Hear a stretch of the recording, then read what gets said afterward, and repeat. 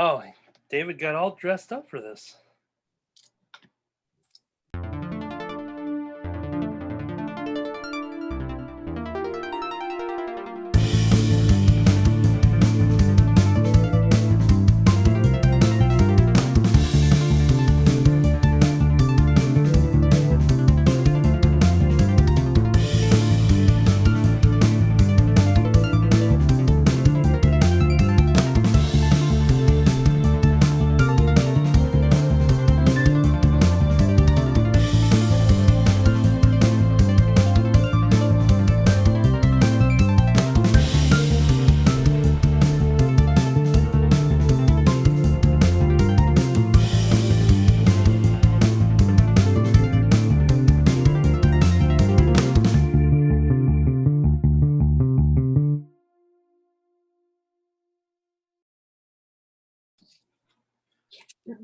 We're supposed to be looking for her daddy, not a mummy.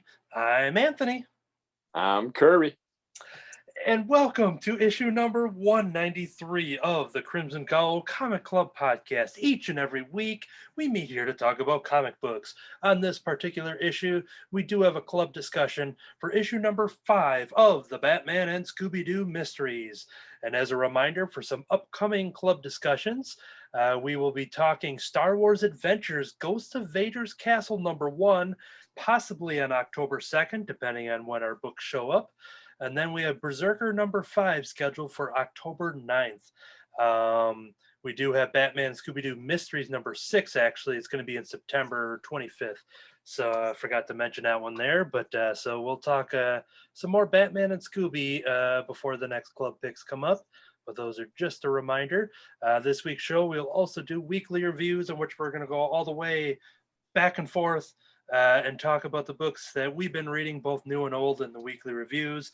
And then over in the news section will be part 2 of our previews preview.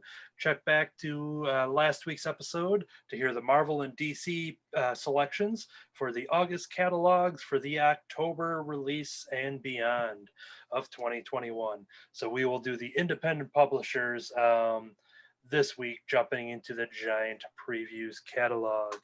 All right, so that will be our show. We will kick it off first with the Batman and Scooby-Doo Mysteries, issue number 5. When Bane kidnaps Ra's al Ghul, only one detective can help the assassin's daughter, Talia, track him down. But it's not Batman or guest star Huntress, it's Velma? Mystery Inc. joins the chase in a globe-spanning adventure. This here is by Ivan Cohen, Randy Elliott, Carrie Strahan, and Seda Tamafonte. Okay, so the overall idea of this issue is the fact that we have a couple of guest stars. We've got, of course, our supporting team of Batman and the Scooby Gang. There's no Nightwing or Batgirl in this issue at all. But we do get Huntress joining on the Batman side, as well as Talia al Ghul shows up, and she's the one that has the main mission and hiring these detectives to track down her father, Ra's al Ghul, or Ra's al Ghul, depending on what school of pronunciation you come with. We accept all pronunciations here at when it comes to Ra's al Ghul and Ra's al Ghul. She comes in with the main problem, saying that Bane has kidnapped her father, and she needs the detective to go and locate him for this mystery and why Ra's al Ghul was captured. That is the overall idea of this issue. So we'll dive right in, kind of talking about the likes and dislikes about this issue. Kicks off with the opening scene. Batman's just after someone random there. And but quickly in the alley is when Talia shows up and kind of points, or Huntress is there as well, but Talia points at Batman and the Huntress and is basically, I need your help. And then like, no, not you, Batman. And then her. And we get a big finger pointing into one of the stars of this issue being Velma. Velma is the detective, and we get the reasoning behind why she is the one that is needed is because Batman kind of has a salty relationship with Talia's father, being, super villain at all to his superhero. So that's what Velma's expertise is going to come in handy here. Any thoughts on this opening scene as we get kind of a splash of all these guest starring characters, Kirby? It was all right. This is probably my least enjoyable episode just because I don't know, Bane and everything. It's just and Talia's thing with Batman and all that stuff, but I don't know, just the storyline just took a while to grab onto it and get going. Yeah. So it's a lot of as they explained the globe spanning as we kind of go on a journey as they're basically locating all of these Lazarus pits, all these Lazarus pits in which apparently Bane is looking for and needs Ra's al Ghul to help locate them. And that's where Talia and everybody is basically just jumping on this private jet that they have. Of course, that's where Shaggy and Scooby take advantage of the in-flight meals and all the treats and stuff that comes with that. So they're loving that, living the high life up in that private jet life. We take a weird turn over into Italy as we got they're on the what is that the gondola? Yeah, gondola or something. Yep, yeah, so we have a little moment where everybody's in masks. So we're almost kind of talking about stuff that we had in last issue with that carnival or parade or whatever it was. I was kind of hoping the gondola boat driver of theirs was going to turn out to be someone too. So yeah, be good there. Yeah, and they kind of allude to it, just kind of they mention him, but yeah, nothing really happens. So it moves pretty quick as far as location wise, as they're kind of locating these secret Lazarus pits, and we kind of go through a couple of them because apparently Ra's al Ghul has alerted his League of Shadows to get ahead of the game and to hide and destroy and fill up these Lazarus pits. So basically, we're just jumping all over the place. They jump over to Egypt. And the pits too with themselves. I mean, for being something so sacred and stuff, the first one they go to, it's just a little pipe on the side of a building that they just turn and it opens up a staircase. It's like I'm guessing I lived on the streets and I did stuff on the streets and I would actually touch things like that. So I would think someone would have found that Lazarus pit pretty easily. Yeah. I'm going to guess that's where the Scooby-Doo side of the story is influenced in the kind of the very simplistic way. If it was just a Batman-centric story, it would probably be a little more elaborate, locked away system. But yeah, I got a feeling that that's where the Hanna-Barbera side of the things kind of come in. We get our mummy that I had mentioned in the opening quote. So we get a random mummy character that is... kind of looks like well, I guess we'll say we're talking spoilers here. To me, it kind of looks like a pro wrestler build. Is based on this ain't a mummy that you're normally used to seeing. If anyone's watching, John Cena got another role somewhere. Yeah. If you're watching the video version, you'll see this very muscular figure wrapped up as a mummy, very agile, jumping over ladder tricks and doing all this stuff. And maybe some of that will make some sense later on, but that is for her daddy while they find a mummy. So yeah, we get a couple pages of a mummy scene there. They're just investigating where they find all these Lazarus pits. Once again, everything that they come up to is just filled up or destroyed. But then there's a moment here in Egypt where they think they see Bane.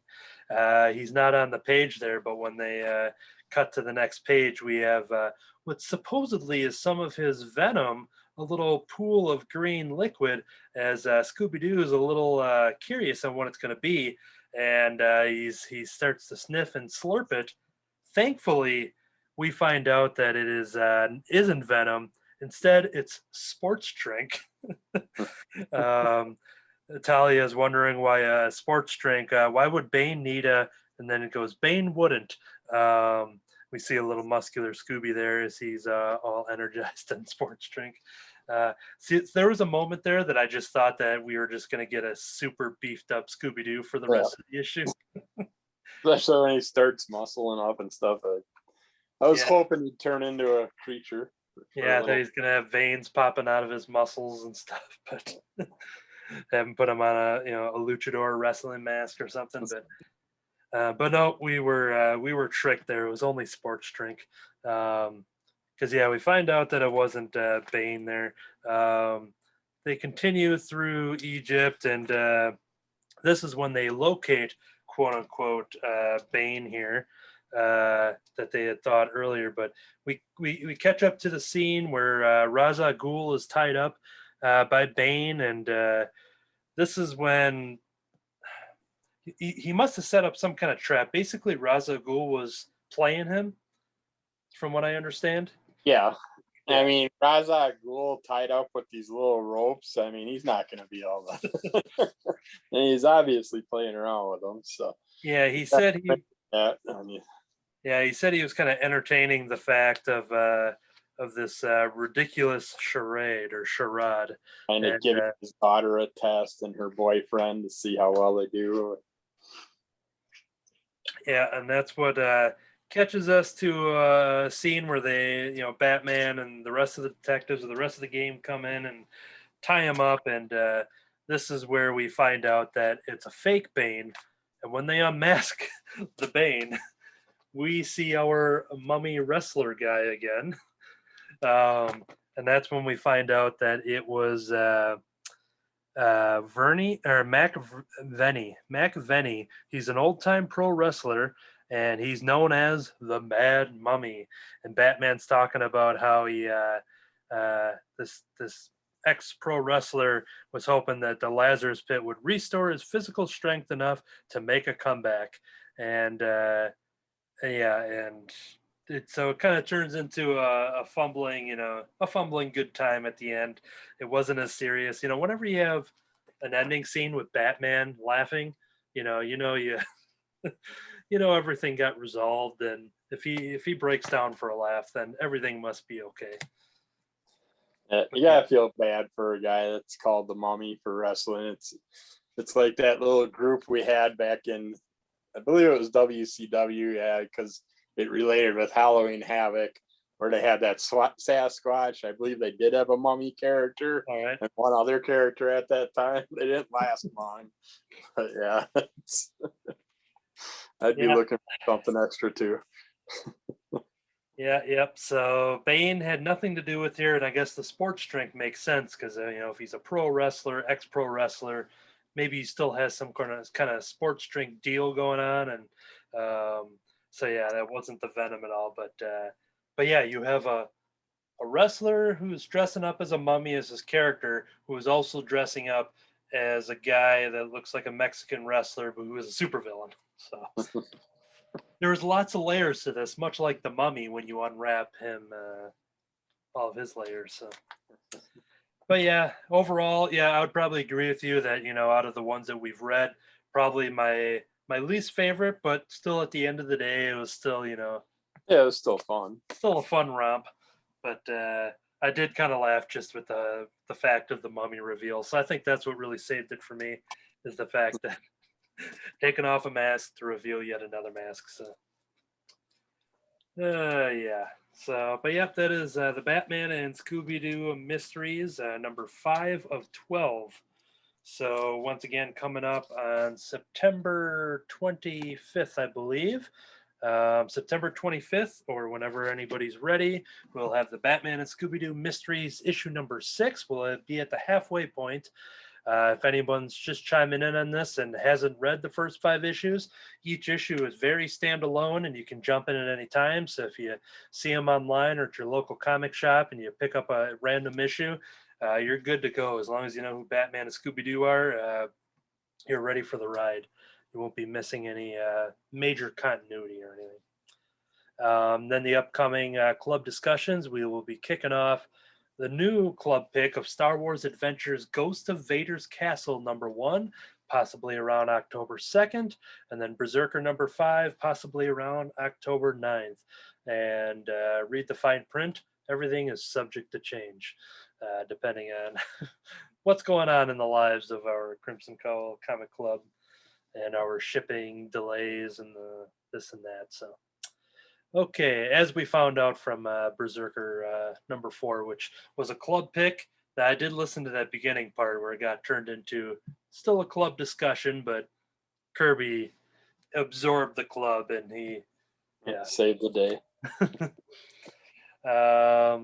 All right, so those are the upcoming ones there. But we have more for this show. We're going to jump into the weekly reviews.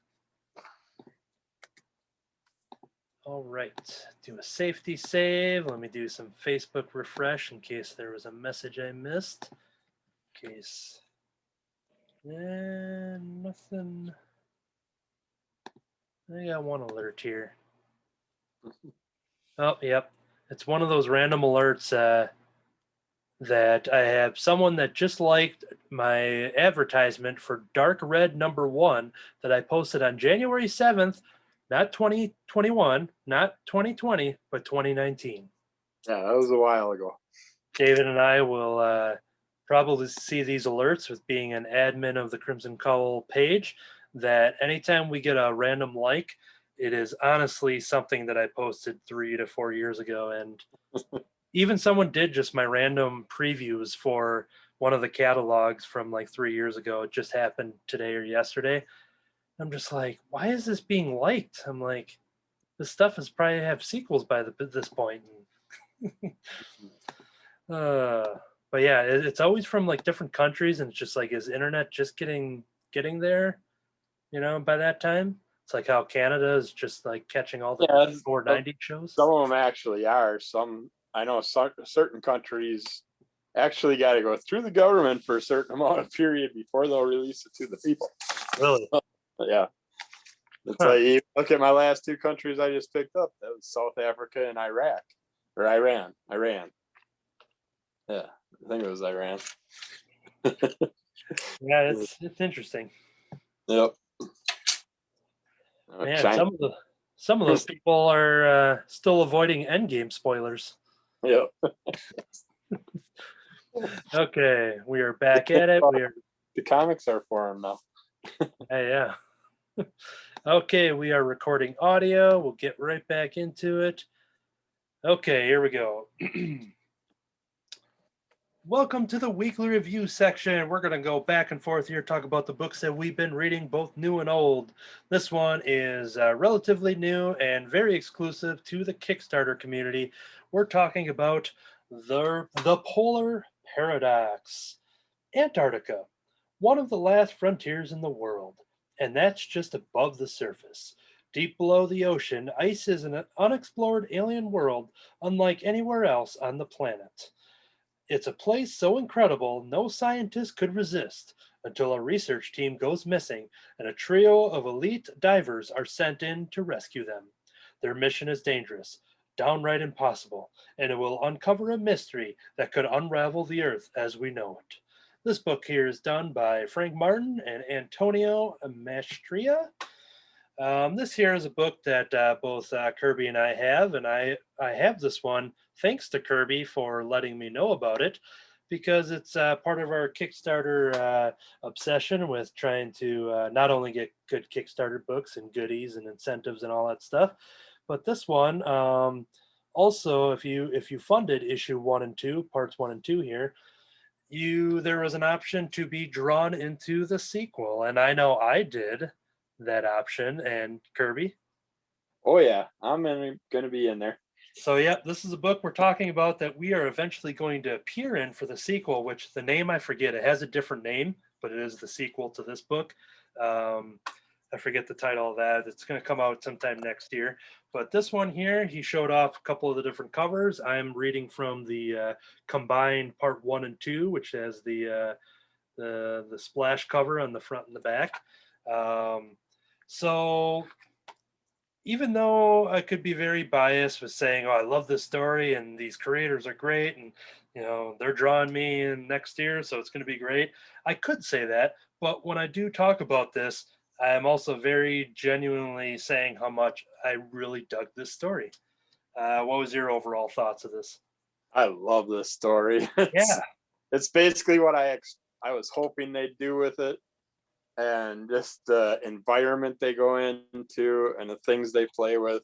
it just made me super happy. And then where it ends up and where we're gonna be thrown into it, that made me just as happy. So The yeah, art is gorgeous. yeah, There's a lot of dark and creepy stuff when you're kind of going under the water, but then you start seeing some illuminating creatures and real bright stuff too. And uh, the whole journey here is these characters, as the synopsis said, where you have these scientists that are exploring, and right away, just like in a classic movie scene or something, something goes wrong, and it teases.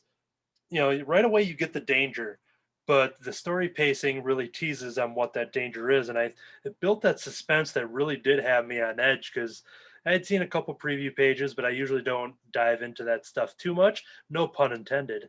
But I do like how that first part of the story really built that suspense, and they're going underwater. They're in a tight, cramped little vessel there to do their exploring to try to find these people. They come across some sharks and some jellyfish and some other, other creatures and stuff. And suddenly it gets very action packed, and the suspense of it kind of gets very heightened. And I was starting to feel what these characters were feeling in that situation. To give a little insight on that, whenever playing like water levels in video games, those are my least favorite ones. I like the Sonic Labyrinth level, and if I'm running out of air and I got to rush down and find an air bubble, and the music's pumping and the time's running out, and Star Wars Shadows of the Empire for N64, one of the last battles in there is mostly in dark underwater environment, and the only thing you can see is based off of the light explosion from your gun. So anytime we get into any water scenarios, I think I'm a good swimmer. I'm not afraid of the water or anything like that. But whenever put into those scenarios, you just never know what's down there. And this story did a great job of capturing that for me. yeah, you get that feel of a cavers type environment. It's like you're going through holes that are too tight for you to start with, and then you don't know what's going to be in those holes, living in them, just waiting to pop out and surprise you, because those holes are obviously there for a reason. Yeah. That always drives me nuts when I'm playing games or watching movies like that. I get claustrophobic feel to it. Yeah. And what's interesting about this too, not just talking about these elaborate creatures and stuff like that, but our human characters, we have two separate teams here that don't know each other. They have no interaction prior to this. These are just divers that are sent out to help find these people and rescue them. So when it comes to, and I'm obviously not going to dive into details beyond that, but some of these characters when they do meet, that becomes an interesting layer to the story that just adds a little more to the excitement. So yeah, and I think in next one you might see characters resembling us that might be doing some dating. Oh yeah, this one I wanted to show off. If I'm not sure if you showed it, but there's an awesome tunneling scene, just like a giant. Just looks like a couple like that, didn't they? And I loved how they did that. It just has that nice flow. It just goes right through it. The art's gorgeous. The colors are gorgeous. The story is just excellent pacing, and I dug the heck out of it. Of what I expected. The Polar Paradox 1 and 2.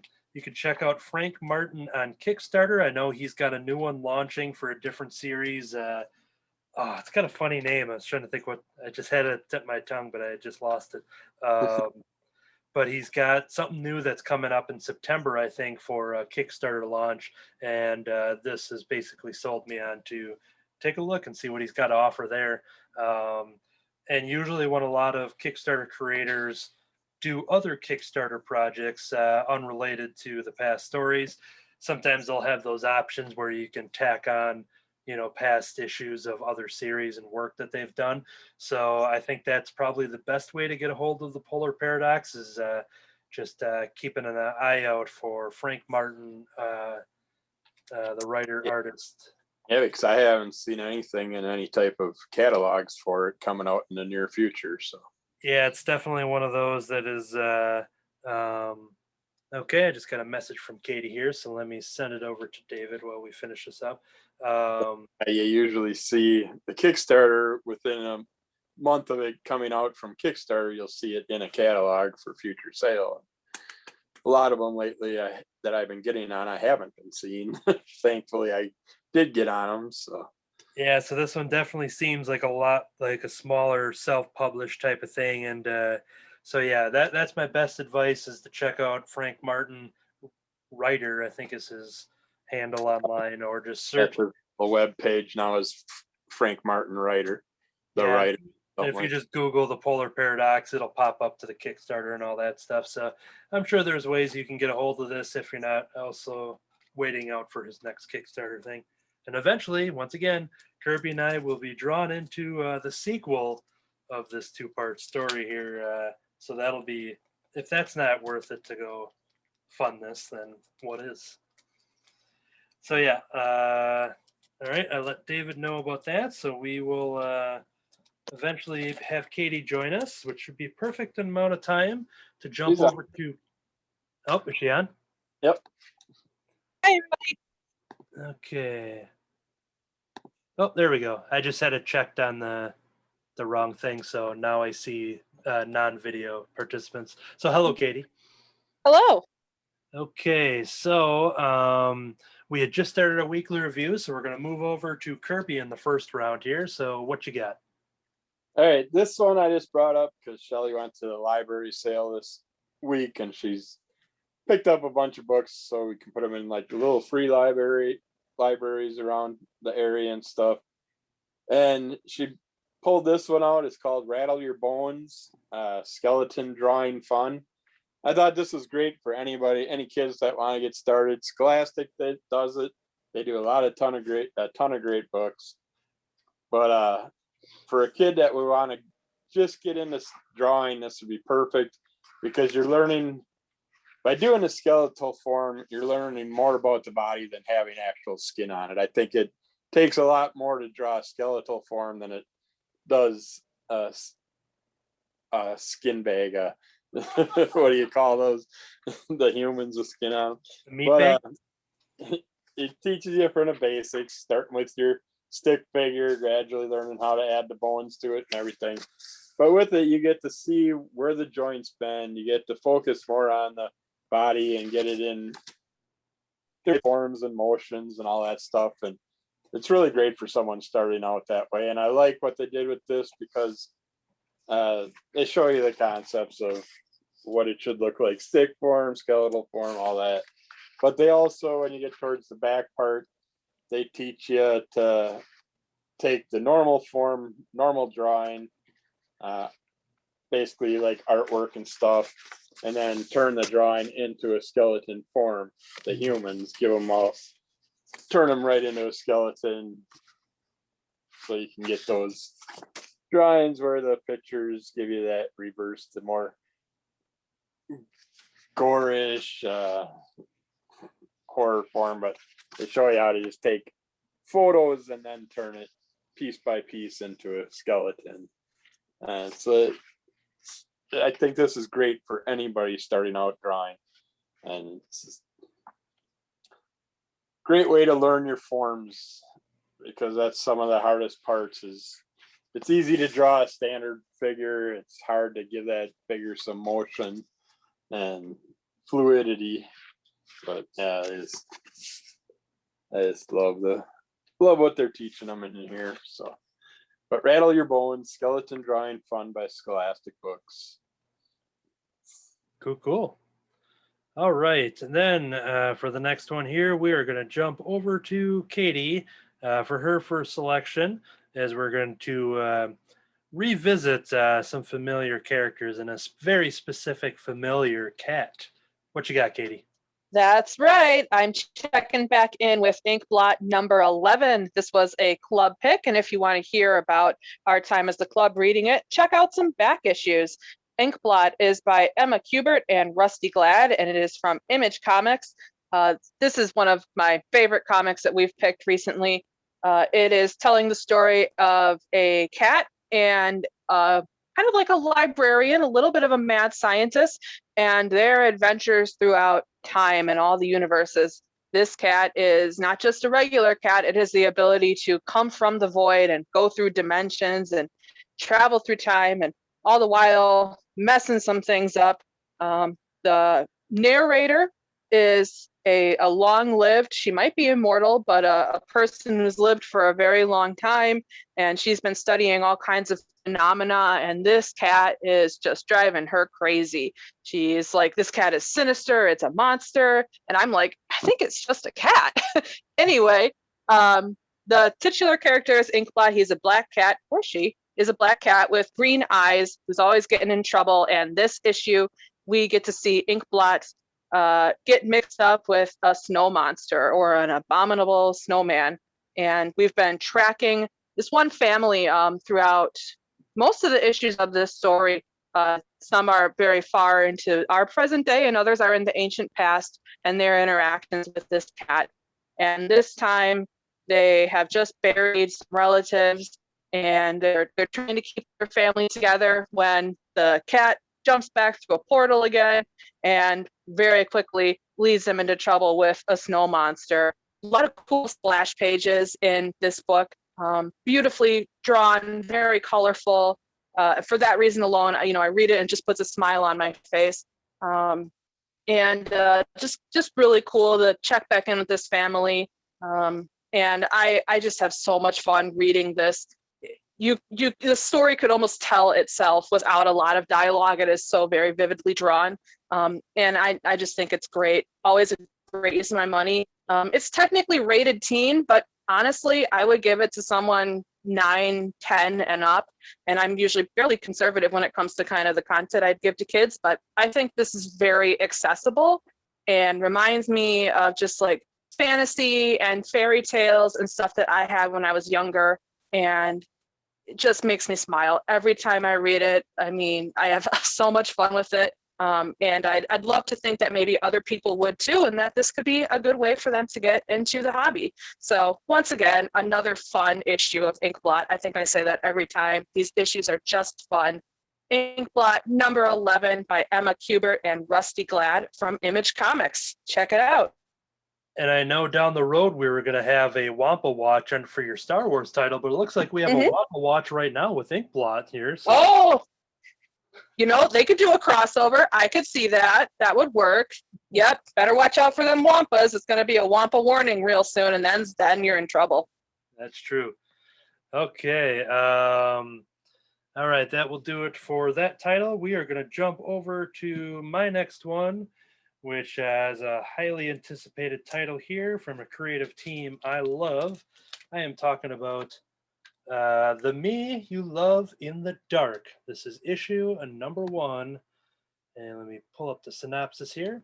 An artist named Ro retreats from the grind of the city to an old house in a small town to find solace and inspiration without realizing the muse within is not what she expected. Fans of Stephen King and Neil Gaiman will enjoy this beautiful, dark, and disturbing story of discovery, love, and terror. This is by Scotty Young and Jorge Corona, who are the creative team from Middle West, which I highly talked about that series, as well as Jean-Francois Bellew, who I know was part of that team as well. We have Nate Picos of Blambot and David Stoll. David Stoll, I mentioned in the credits here, because he is credited for doing the 3D model of this house. So the majority of this comic takes place in this dark, creepy mansion. And they got David coming in here to actually design the house so that everything that they do for the artist within the story is all logical and everything makes sense and everything connects. And it's not just them kind of making it up, knowing that this, I think, 5-issue story is going to be going on. They wanted it to be realistic in that sense, that it was all practical within where the characters move and everything. So you got this character of Ro, who is our lead character. Right away on the opening page, she is looking to buy a place to find, basically to do some painting. She's got to basically find a quiet place that she kind of is able to kind of get away from all the hustle and bustle of the city, I believe, and the person that is selling this house does make a mention that it is haunted. But this is something that does excite her and basically goes in.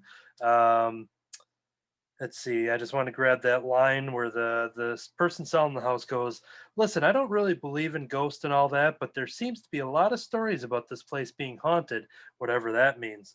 And look, you're just renting away anyway, right? To paint, you said. This is too much house to keep up with. I have smaller, newer places." So she's trying to say like, "Oh, you can get this if you really want to. I told you what I needed to tell you, that the place, has rumors of it being haunted." But then right away, Ro just goes, "Thank you, but haunted or not." And then she goes, "It's exactly what I'm looking for," as we get the opening splash page of the title and the house that we're looking at.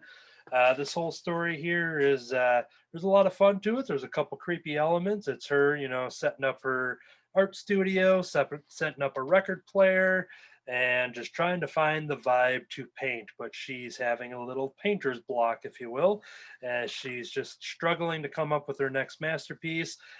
She has someone who I assume is maybe a boss at an art gallery or an agent or something that's kind of calling and just kind of, getting her, kicking her into gear and saying, "All right, you got to start, putting out some work here. We're counting on you." So she has some pressure from whoever she's working for here.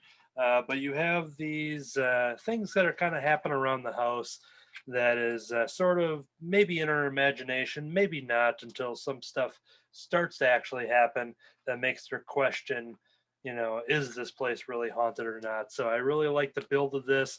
The art is gorgeous. A lot of dark scenes that are just so brilliantly drawn and composed, and there's some rain scenes in here. It's just everything about this series is gorgeous, which is exactly what I knew I was getting into, thanks to this creative team from Middle West that came before it.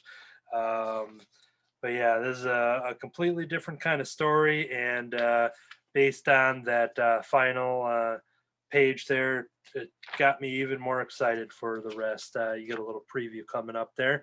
But yeah, I highly dug it. Very much anticipated. After Middle West, even though Scotty Young is already my like go-to, whatever he's writing or drawing is basically on my pull list. But now that he's kind of going a second round here with this creative team for this new title, it's pretty much anything they do, they're going to have my eyes on it. And so far, Middle West was a great example of 17 or 19 issues, something like that. And now the Me You Love in the Dark 5-issue miniseries did not disappoint. So if you're a fan of any of that stuff, the synopsis mentioned Stephen King and Neil Gaiman. And if you like those kind of creators and stuff, this book might be worth checking out. So that was The Me You Love in the Dark, #1. All right, the next thing we're talking about here is something I thought maybe we covered in our club discussion, but maybe not. What you got there, Kirby?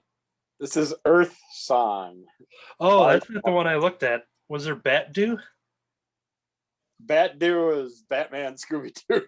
Okay, now it makes sense, because when I see Bat Doo, and you read, and we talked about this, you read a lot of crazy titles, and I'm like, okay, this is perfect timing because we're talking about Batman Scooby-Doo. Now you just bought something that, you had that squirrel book last week, and it's just like Super Spider Squirrel. So it's just like, I was in that mind frame where it's just like, oh, here's another coincidental random Kickstarter. But okay, this is your next book. What you got? Yeah, I know now to make sure I write it all out for you. Because Bat Doo is a book you would buy. So the top-ranking fan favorite webcomic comes to print. A young woman named Willow awakens to find herself on a mystical world with no memories of her former life. She soon discovers that not only are the residents of this world fantastical creatures of ancient lore, but the planet itself is alive and conscious and in grave danger. Caught in the middle of a terrific struggle, Willow must come to terms with a harsh reality, not of her choosing. Well, that doesn't really explain it right, because she doesn't come to the planet named Willow.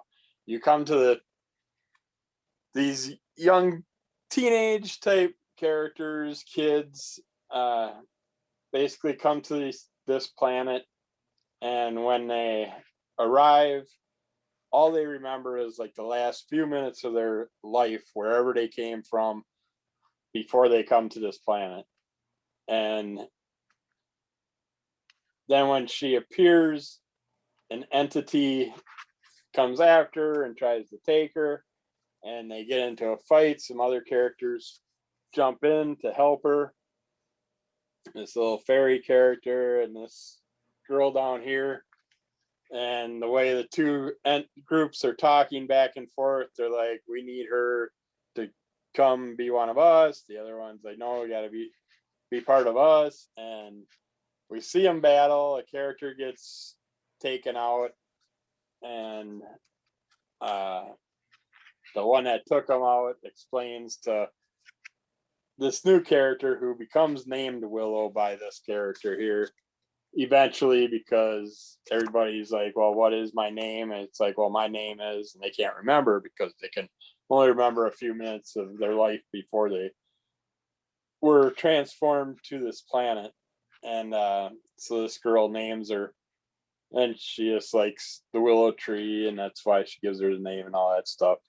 It nothing to do with the story or anything, but apparently when she kills this character off, she's like telling Willow, don't worry, I didn't kill them. They go to their next form or whatever. It's like, I'll explain it to you later. You'll find out when you talk to the lady of this world, the realm holder. And so she goes on. They have to take a long journey to find this entity, and they come across this kind of like statuesque thing with this big jewel on it. And she goes up. All the other characters that walked with her to that point basically disappear and go off to do whatever, while they leave her to find out who Earthsong is. And Earthsong basically controls the planet, and you're going to find out more of it by going. And then after she touches the jewel, Earthsong appears and explains to her what's going on. Basically, in this world, every planet has basically an entity that is the heart of the planet, and a little bit of, there's like, it's kind of like a disease going around, but not necessarily a disease, but little pieces of the planet's Gaia. Well, I can't say Gaia because one of the planets is Gaia. I mean, basically, the heart of the planet, little pieces of it start to work its way up towards the outer surface of the planet. And when it does, entities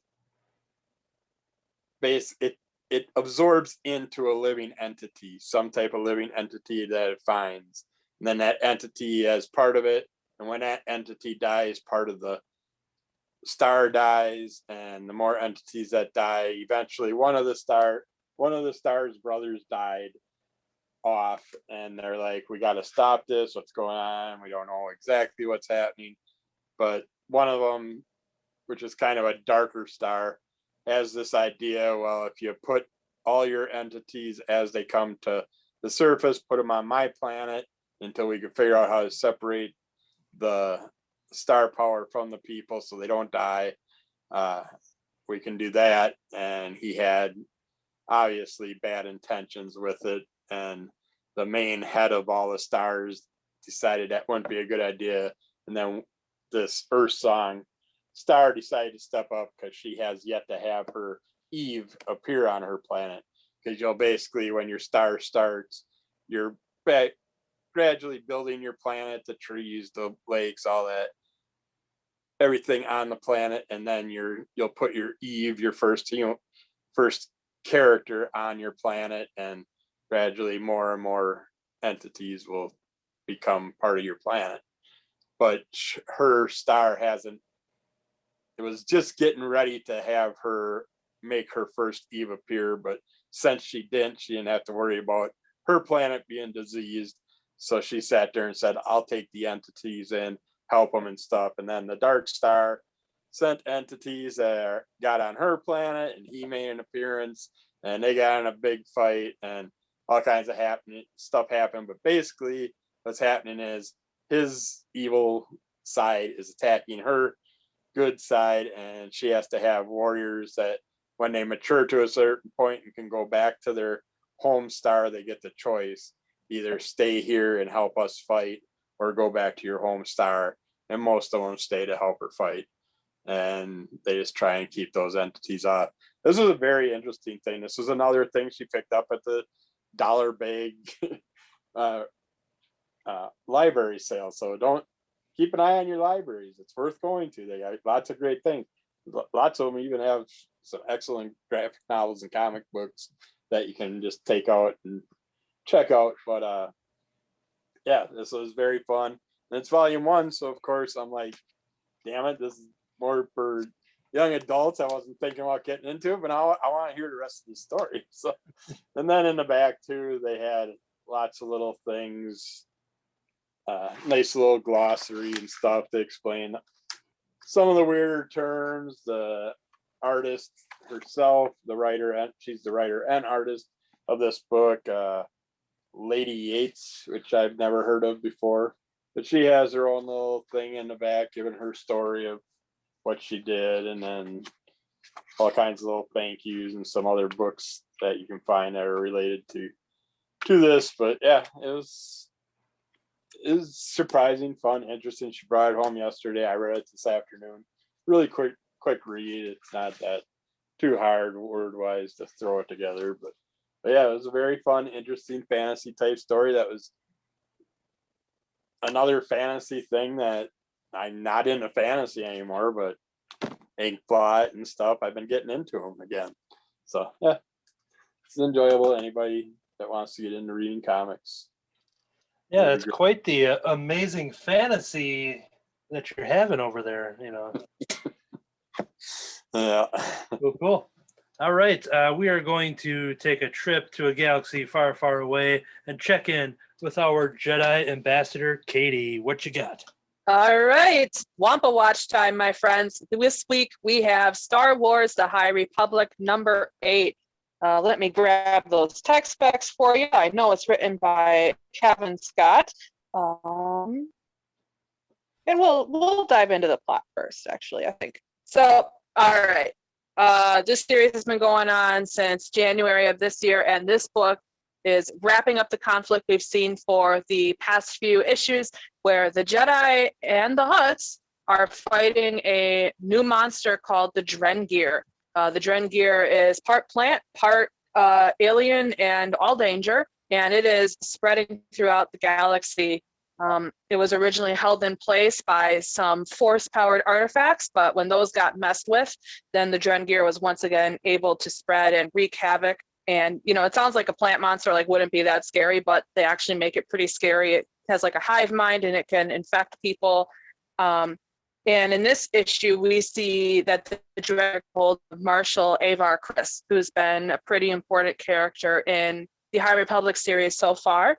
And it was cool to see how the Jedi and the Hutts all worked together and used all of the knowledge that they have since gained from this Drengir to defeat it, but not necessarily to kill it. Because they're like, no, this is a living being. We don't want to kill it. And that was a gorgeously drawn, illustrated book. It looked fantastic. I love the characters in this series. I think Jedi Master Skier and Jedi Knight Keeve Trennis are some of my favorites from the High Republic, and I love what they've been doing, how they've been developing these characters. And while they're good, they are good people. They're not without flaws. They're nuanced. They're developed, and I love that. I can see that while still getting to see the Jedi be heroes, which in my mind they will always be heroes. And I really like that there's this hope and optimism while still showing people being realistic, which is that you might be good. You don't always make good choices, or you might be good, but wow, sometimes your temper really gets ahead of you. It's just so cool. Just a whole swath of different Jedi. Master Skier is a Trandoshan. So if you like all the creatures in Star Wars, we're getting some of that from this series. That's very cool. I will say, I think this is probably my favorite High Republic content so far is this comic. So if you're not interested into getting into all the books and you just want like one slice, I would say give this comic a try. Every issue has been good. A mix of action, plot, and suspense with some great character development and fantastic visuals. The art is excellent. I feel like I'm always getting my value for this book. I will say I've read most of the High Republic books. I'm behind on a few, but you're going to want to check out Into the Dark by Claudia Gray to really understand the origins of the Drengir. So, I love all her books, but I know we're very busy people. So maybe give that one a Google, check it out on Wikipedia, and that will tell you some more about the Drengir if you'd like to know it.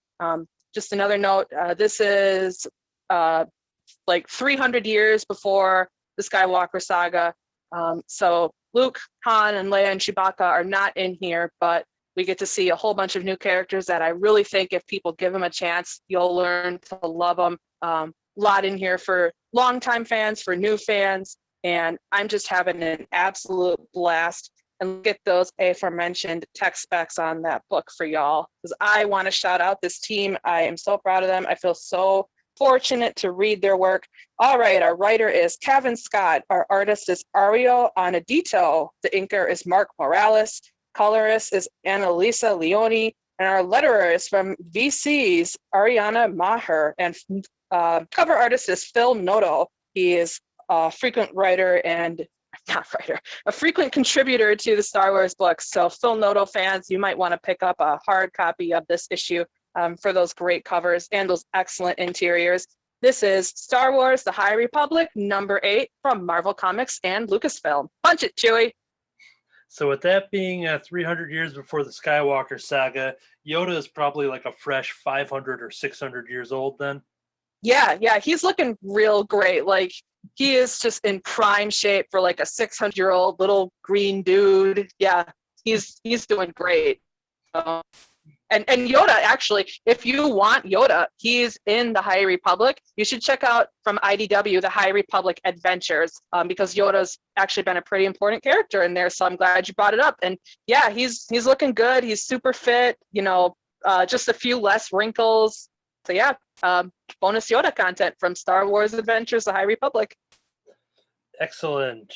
All right, going to my last pick of the weekly reviews is Not All Robots, issue number 1. In the year 2056, robots have replaced human beings in the workforce. An easy coexistence develops between the newly intelligent robots and the 10 billion humans living on Earth. Every human family is assigned to a robot upon whom they are completely reliant.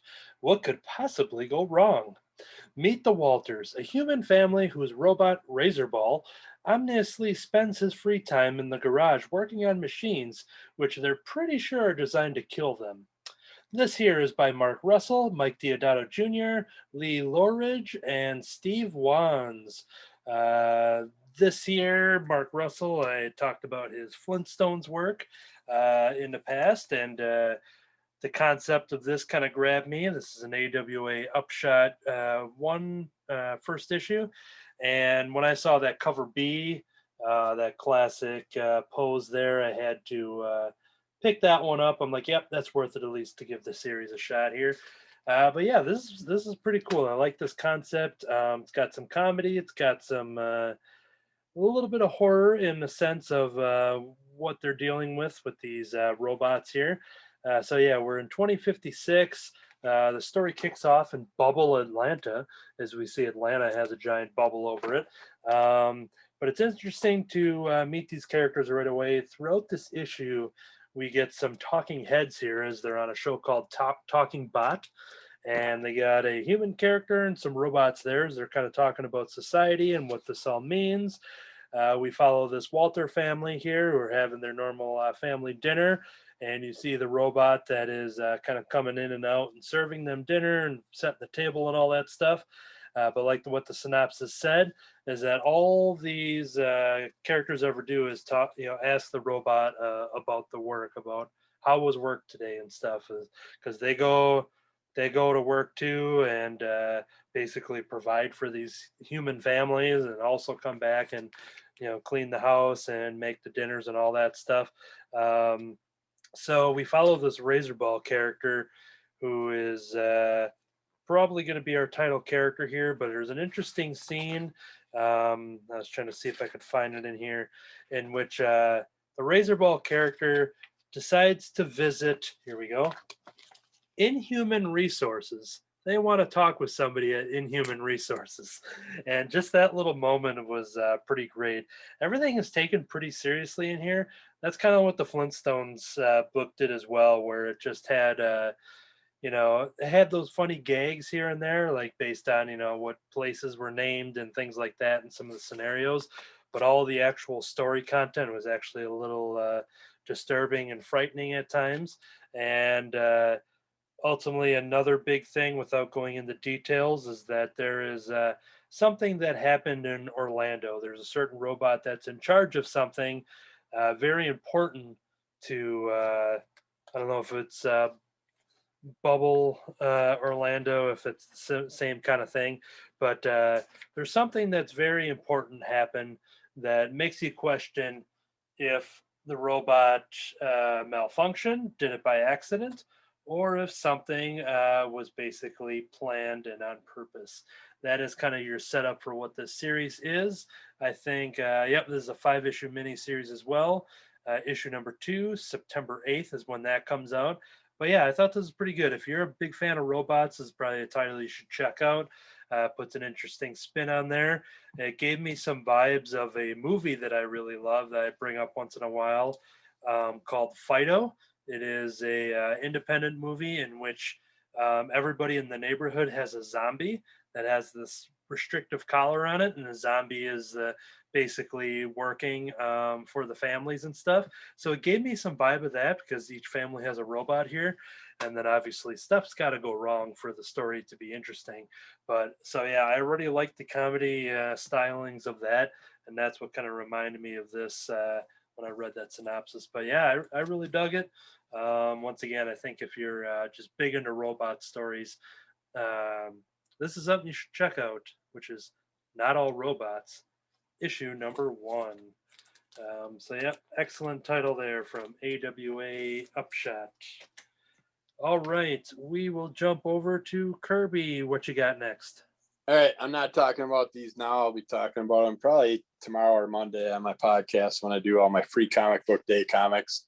But Katie was talking about the High Republic, and anybody that wants to check it out, play with it. Last week was Free Comic Book Day, and they came out with 2 Star Wars High Republic books that were teasers of stuff, and you got a couple stories in each one. I checked out both these. I fell in love with all the characters. I want to read all these stories, and everything I've been hearing Katie talk about, I've been loving with the also the bounty hunter run. But yeah, I love these characters in here. And then of course I get the story with the Guardians of the Wills, which is one I wanted to check out anyways. So we got my little teaser of that, and know that I definitely want to jump on that. But check it out. I'm sure lots of stores still have these left over. And then you can hear those further reviews on Under the Cowl of MS is the podcast. You can subscribe to that. Free Comic Book Day, since I had a big pile of them. So, but this one we got is Return of the Walking Flu number 1. It's a one-shot. I had 2 covers because they didn't know which one was I ordered. So this was so much fun. The only thing that I didn't like about it is you got Coral from The Walking Dead.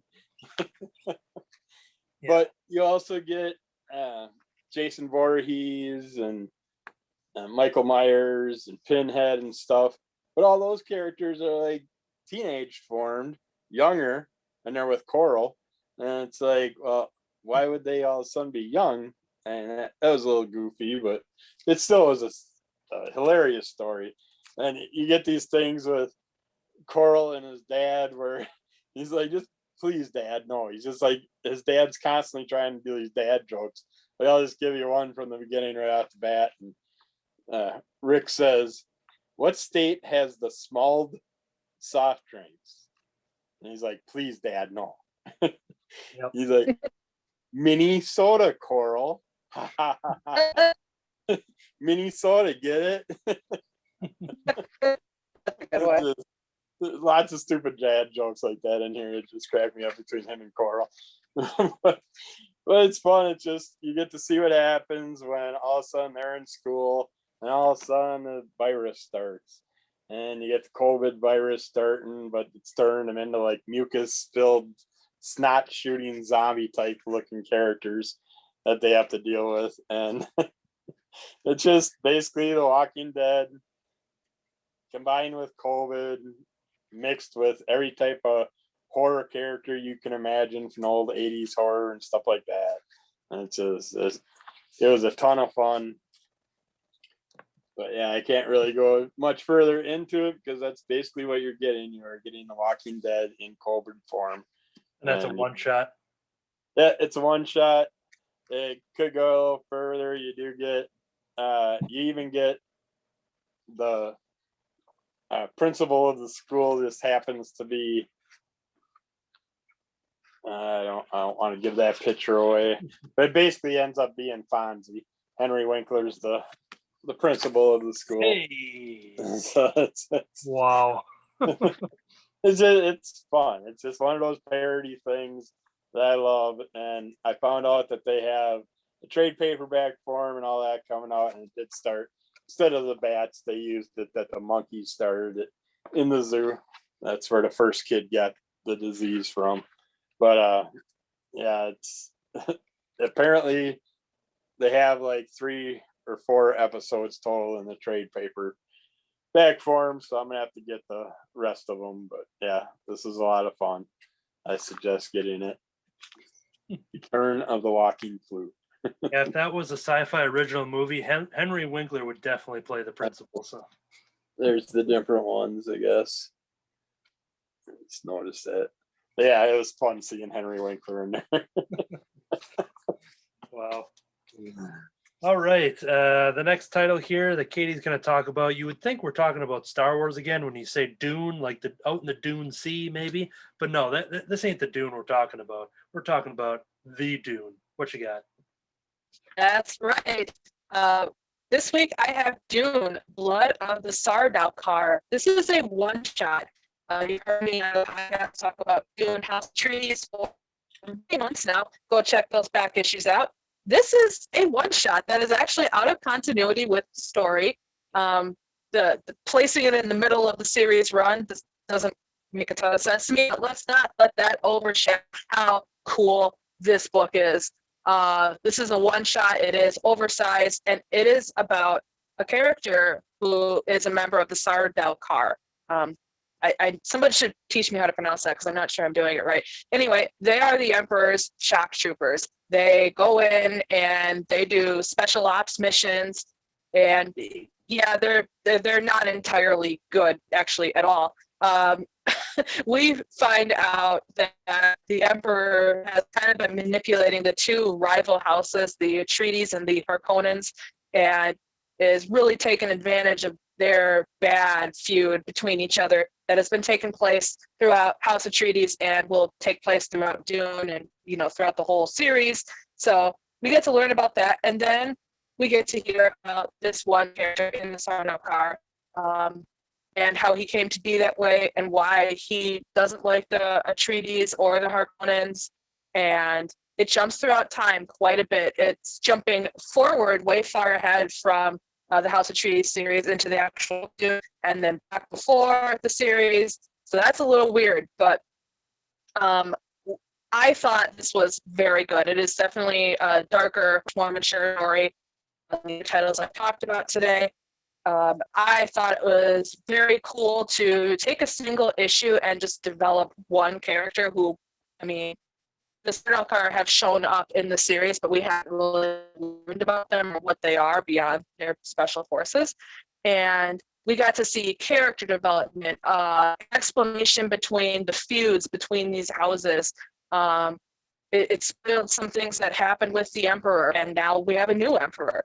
And do these characters think about this? So it reminded me very much of Game of Thrones with the interpersonal politics, the family drama and violence, and just people getting caught up in stuff where they're like, how did this even happen? You know, I'm fighting these people and like they've done nothing to me, but I'm here. And I thought it was very tense, quite a lot of drama. It's violent, but I wouldn't say it's gory. And I'm usually pretty sensitive to that stuff. And I really, really liked this. This is another great entry into this world of Dune. And I want to see comics team up more with epic fantasy and epic sci-fi because I think it's an awesome medium to do it. You know, if they made a Dune TV show, and I know they're making a movie, but go with me at this. If they made a TV show, you might not get to hear anything about this character and see their perspective until like season 5, episode 16. But because of the medium of comics, we can present a deep story through an epic space of time in a visual medium, but within one book, right? And comics, especially long form comics, have the space to develop those stories and show windows into the universe that amidst all the drama of our main players, we don't see, but that makes the universe feel that much more developed, that much more lived in. Like maybe there really is a planet Arrakis out there. You know, I think they've actually named some celestial body Arrakis. It might not be a planet, it might be a moon or an asteroid or something, but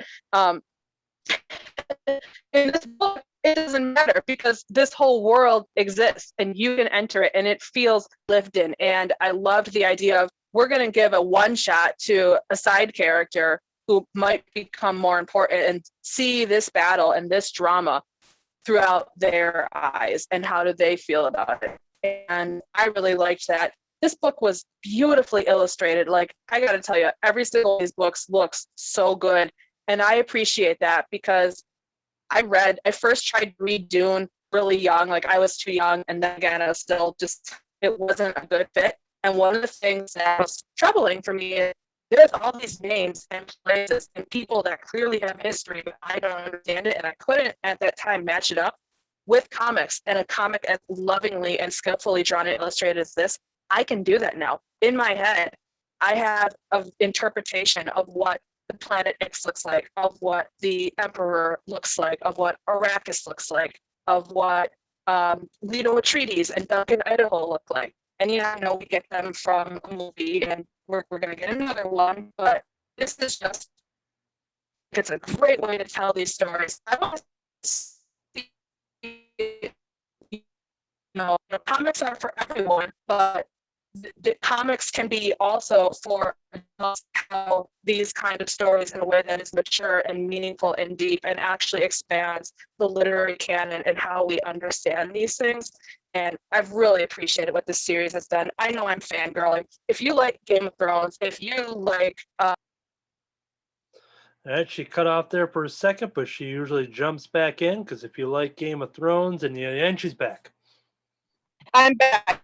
Yeah, HBO cut me off for talking about Game of Thrones without paying them like millions of dollars. Take that, HBO.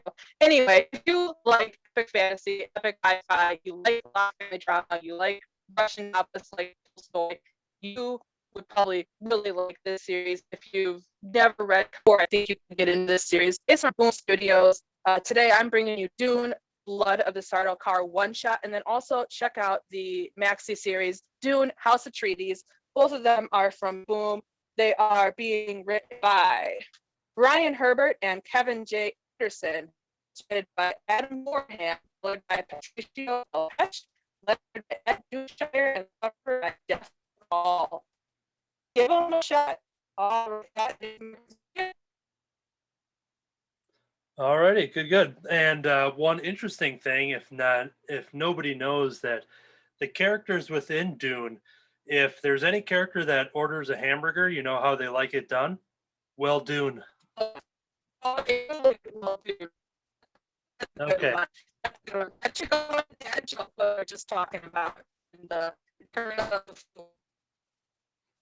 You're kind of breaking up there for a little bit, so I didn't catch that last part there. Oh, it's just kind of your joke. Okay. Good. All right. That is going to do it for the weekly reviews. I didn't miss anything, Kirby?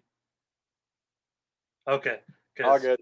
With all your other titles and this and that, I was jumbling around the list. So, Okay.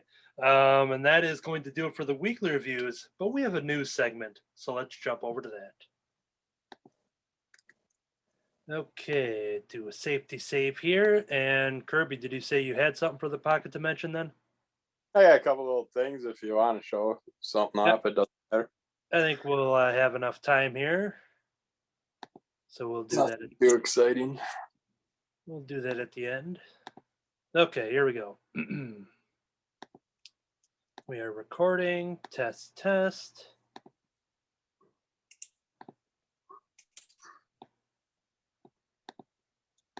Okay. Welcome to part 2 of 2 of our previews preview. Listen back to last week's episode to get some Marvel and DC picks from the August catalogs for products that are coming out in October and beyond. Since I wasn't here, I'm just going to do a very brief segment here for the Marvel and DC. Amazing Spider-Man number 75, new creative team run, including Kelly Thompson. They got a couple different writers and a couple different artists, and they're doing, I think they're going thrice monthly, what they used to do years back. So it's going to be a lot of Spider-Man coming at once, but there's a big creative team. So I am excited for that. We have a Strange Academy Death of Doctor Strange one-shot. I'll be reading The Death of Doctor Strange, that little mini-series story. And whenever you throw Strange Academy onto the pull list, I'm definitely going to read that. There is a Ms. Marvel Tales edition, which is usually going to collect a couple of key stories of a character. And with Kamala Khan, Ms. Marvel, who is having an upcoming Disney Plus show, which was expected for late 2021. It'll probably be early 2022 from what it looks like. The show is done filming, but Ms. Marvel Tales, so that'll be a collection that'll kind of highlight some of her stories in comics since her creation. We've got Phoenix Song number 1, which is a one-shot spinning out of the Avengers with the character of Echo, who is part of the new, who has the Phoenix Force. So that character there, I'm excited to read more about her. And by the way, we might be seeing that character pop up in live action sometime soon. So just a little heads up there. And here's something that's coming out. I don't think it's from Marvel directly. I think it's through some other different publisher, but it is the Marvel Blacklight posters. So in the 1970s, they did this one print run. I think there was maybe like 24 of these, but they did these large blacklight posters. Speaking of posters, I just heard a poster fall in a different room. Just one that was taped. There wasn't any crash or anything. Marvel Black, well, now I have room to hang them at least. Marvel Blacklight posters. I always knew that there was the Silver Surfer one that was based off of the Jack Kirby design. If I ever wanted it, because they'd only printed it the one time from the 70s, I'd be paying several $100s just to get the one poster. So I knew it was something that I was never going to buy. And as I was thinking about that recently, looked in the catalog, and there they are. They are putting 12 of them in one giant collection. They're full, they're available for portfolio form, but then they're easy to be removed, so you can frame them as well. And they have a bunch of different characters, but Silver Surfer is included in that batch. So I think it's like $100 to $125. You can get a pretty good discount on some websites out there too, bringing it down to almost $10 a poster, give or take, for these posters that were only printed once back in the 70s. And now instead of paying several $100s for one Silver Surfer one, I can pay less than that price and get 12 awesome posters. So the Marvel Blacklight posters, those are going to be looking forward to those. Over at DC, there's a Batman Long Halloween one-shot. I love the Long Halloween story, so there's a new one-shot there. There's a Catwoman Lonely City number 1. Some of these things I don't remember exactly what they are. I'm not going through the catalog at this point. I'm sure Kirby probably talked about DC versus Vampires number 1.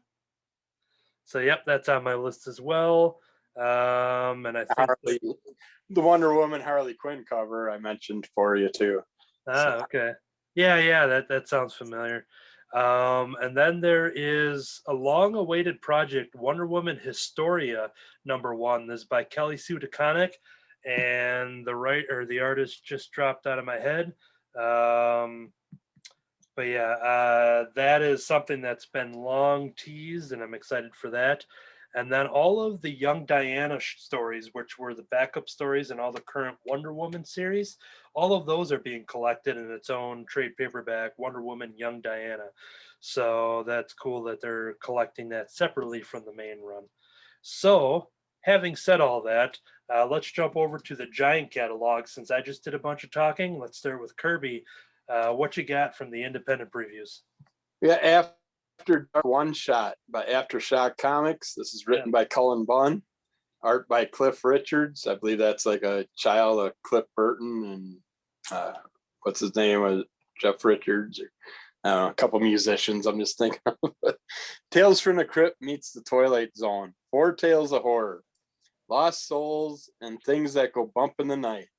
A prestige format, one shot, featuring a ton of talent from the most terrific month of the calendar year. After Dark is a collection of tales you'll want to read with the lights on. A desperate tale from a possible future. A chance encounter with a mythical black-eyed kid. A children's fable gone awry. And a gut-wrenching last meal at the local diner. These horrific, bone-chilling tales are conceived and written by Cullen Bunn and Jim Starlin and Joe Pruitt and Frank Thierry. And drawn by Cliff Richards. So I am looking forward to this. Oh, they got a couple, Nicole Kolenik and Zyman Kadransky are also, and Joe Eisma are also drawing in here. So I'm no good with these names. Now you got about half right, so I think that's a good batting average. It's got a unique cover. I'm going for it. So starting out with another month of Halloween goodies. So. Yeah, that one's on my list too. I like all the people you said, but Jim Starlin, creator of Thanos, writer of Silver Surfer, things like that. I was excited to see him included in here, which I think he was part of the last Aftershock hardcover tale thing that they did. So that's on my list as well. All right, Katie, what you got over in the independent catalogs? Okay, in IDW, I have the Star Wars Adventures Annual for 2021. I talked about a lot of the Star Wars Adventures last year. If you want to hear about that run, you should check out some back issues. I saw the cover for this. I'm like, well, I have to get this. My favorite cringe character, aside from Jar Jar Binks, is on the cover, and it's Jackson the Rabbit. And then I started reading the description, and the Who Jibs are coming back. And I don't want to spoil who or what, but they're from the original Marvel run of comics. I read about them, one of the Epic collections, and I have such a soft spot for those original Marvel Years Epic collections. The history of Star Wars being cheesy and outright weird goes just way back to the beginning. So I'm excited to see these little critters come back. And I think the creative team on this is top notch. We have Kevin Scott, Chip Zdarsky, Jason Liu, Ariana Florian. The Star Wars Adventures line is all ages with a strong emphasis on young readers, great for families, perfectly acceptable to get for kids. As long as you don't take them too seriously, they are just full of laughs and a great way to kind of be goofy and give us a little bit of a what if into the Star Wars universe. And I have fun with them. This is the Star Wars Adventures Annual from 2021. Cool. Over at Image, I'm excited for one of my favorite miniseries to return from Mark Miller and Stuart Immonen, who is jumping on for the sequel of this book. A fantasy horror book called The Magic Order 2, number 1 of 6. A magical turf war like you've never seen before. The London chapter of the Magic Order has entered the scene, and these tough Guy Ritchie style gangsters have a problem with the Eastern European warlocks moving into their territory. Can new leader Cordelia Moonstone keep the peace? I'm a big fan of Mark Miller. Stuart Immonen is awesome. He has taken over for Olivier Coipel as he jumps onto the sequel for this long-awaited sequel. I know, and I talked about some of this stuff at the club. I know Dr. Kurtzstad was big into this as well. I don't know if anyone else was reading it, but the sequel to Magic Order happens right here with the Magic Order 2, issue number 1. Kirby? Digger number 1 by Danger Zone. Jack Digger is a gravedigger, a formerly legendary secret society of monster hunters who make sure the dead they bury stay 6 feet under. But after the most recent encounter with the supernatural, Digger's mentor hangs on to the shovel and moves to Las Vegas to gamble away his golden years. Now Digger must train a new gravedigger, Emily Spade, a college burnout and mild alcoholic who is the only applicant willing to do the dirty job. Her life is falling apart and Digger's is already broken, but together they might be their small town's best hope of staying monster free. This sounds fun. I like the whole gravedigger format, so I'll be picking that up. All right, Katie. All right, over at Boom Studios, we have the end to Dune, House of Treaties, just in time for the movie to come out. Dune, House of Treaties, number 11 in October and number 12 in November. Been talking about that whole series. Issue 9's coming out soon, and I am excited to see how they conclude this and how it leads into the new movie, Dune, House of Treaties by Ryan Herbert and Kevin J. Anderson. All right, back at Image, MOM, Mother of Madness, the hardcover.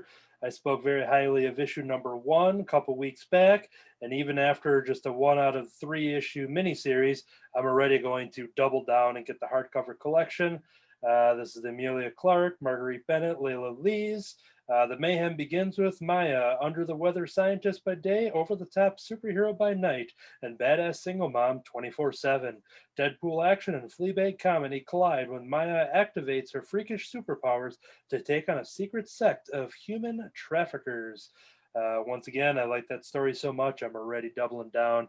I like myself a good hardcover, and with those oversized issues, I think a hardcover read would be very good for the rereads. All right, Kirby. I was very happy to see this. We got Tom Holland's Fright Night, number 1 by American Mythology. Welcome to Fright Night. For real. Tom Holland's classic vampire tale returns with a series that picks up right after the events of the 1985 movie. Based on Holland's novel, which introduces Charlie Brewster, Amy Peterson, Evil Ed, Peter Vincent, and of course, the undead monster.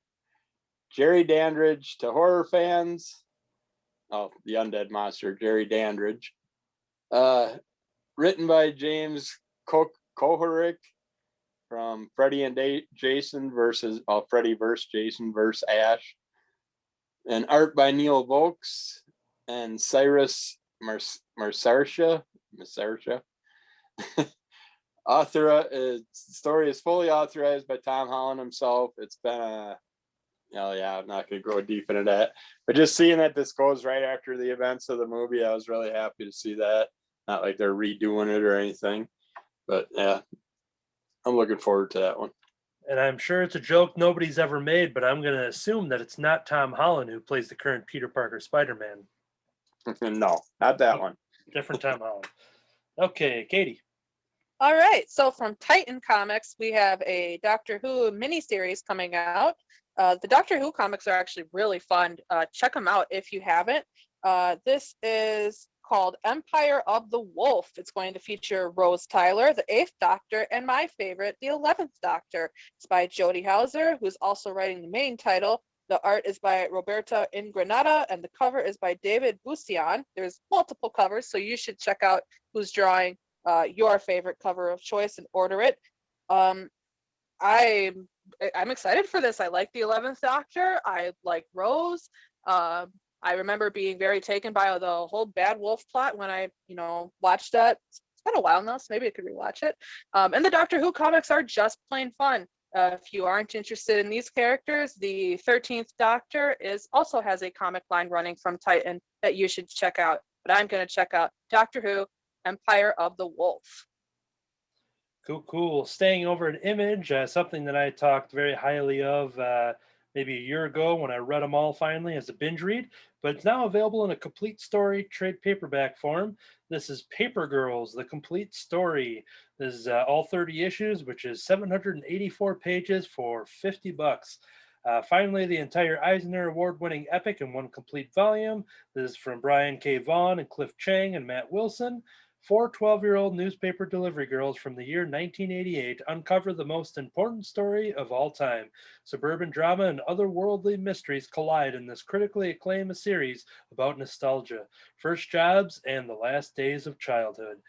This is currently being developed as an animated series, if I'm not mistaken, but it's Brian K. Vaughan, it's Cliff Chang, Matt Wilson. That's an excellent team. I devoured that. I had all issues at my disposal, and I just barreled through that. So if you're ever heard good things about it or been waiting to check out Paper Girls or anticipation of the upcoming series, this would be a great time to jump on for a great discount of $50 for all 30 issues. That is Paper Girls from Image. Kirby? All right, we got ETER, or if you listen to it on the other podcast, you might hear it called ETER. ETER One Shot #1 by AWA Upshot. Intergalactic virus liquefy one of your heads. Feeling a bit off ever since you drove through that black hole? Then visit the ETER, the galaxy's leading medical facility. This interplanetary crew of doctors, nurses, paramedics, and technicians is uniquely qualified to cure what ails you. There's no planet too far, no asteroid too small, no patient too, well, alien, and they accept most forms of insurance. The supersized debut special includes 2 stories of medical madness that are out of this world. It just sounds like a fun new concept. So, and I like what AWA Upshot has done so far. So. All right, Katie. Okay, so you might recall that I reviewed a book called Mother Russia some months ago. Well, it appears that there is a Mother Russia winter special for sale in the catalog. I'm not sure if this is just a repackaging of that story or a new issue, but I'm excited because I never thought I'd see more stories from that book. It is about a Stalingrad winter of 1945, 1 baby, 1 rifle, 1 dog, and 3 million zombies. Check it out if you like zombie stories, if you like historical fiction or alternative history. This was pretty fun, actually. I enjoyed it. It is $3.99 and it's an independent publisher, but the creators are Jeff McComsey and he's doing everything on it. So Mother Russia Winter Special by Jeff McComsey. All right, here's a series that both Katie and I have sung praises for. This is the Saga Box Set from Image Comics. Brian K. Vaughan once again with art by Fiona Staples. It's been on a long hiatus, but that's only because they've been working hard on doing the second half of this series. This is something that once we finally get a release date that I wanted to do like an issue a day, waiting for when we get that issue. I think they left off on 54. But this set here is volumes 1 through 9 trade paperback that also has a set of 6x9 cover prints exclusive to this box set. Brian K. Vaughan and Fiona Staples do thank people for their undying patience while they have been hard at work on the second half of Hazel's epic journey. We promise that exciting news is coming, and we wanted to offer your customers a cool new way to catch up on our Eisner Award-winning series. Gorgeous box set collecting all 9 of the best-selling trade paperbacks in one affordable package. Blah, blah, blah. Very mature readers, as we've stressed. Very, very, very mature readers only. But Saga is pretty epic, and even though it's been a long wait, I am sitting there just waiting for that announcement, and I'm excited to reread the story. For those wondering, advance solicit for November. This is 1,500 pages of Saga, and we have at least another 1,500 to go once it returns. So if you're looking for a good jump on point, this will be a very affordable set to do that and get yourself some winter reading, and hopefully we'll have an announcement probably at the start of the year around there. That's just me talking. I don't work for them. So Saga Box Set, check it out. Kirby? All right, we got Grim Spotlight Cinderella vs. Zombies One Shot by Xenoscope Entertainment. 32 pages of lunacy and content. Cinderella has taken on the apocalypse and died, taken on her own mind and lost, and even taken on Christmas. Kind of one. But this time she takes on a whole new threat, deciding what to eat. Oh, and zombies. When a crazed, obsessive lunatic accidentally brings on the zombie apocalypse, one of those, someone and some reason, our only hope is Cindy. Don't miss the violent, no punch pulling, insane adventure that only Cindy can shamble into.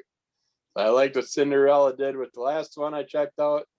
So I'm going to grab this one for my grim horror Halloween special. Cool. Katie. All right, from Dark Horse, we have a Hellboy comic, Hellboy, Bones of Giants, number 1 of 4.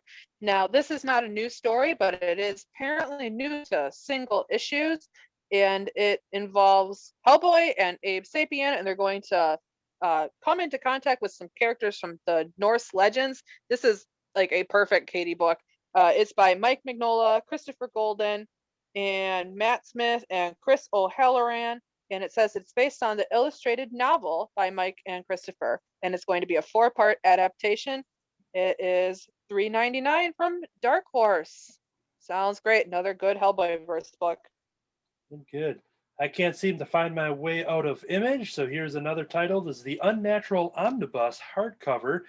This is a series that I've read only half of, thanks to a friend that had borrowed it. This is also a series that Jim here at the club has sung his praise for. This collects 12 issues of Unnatural.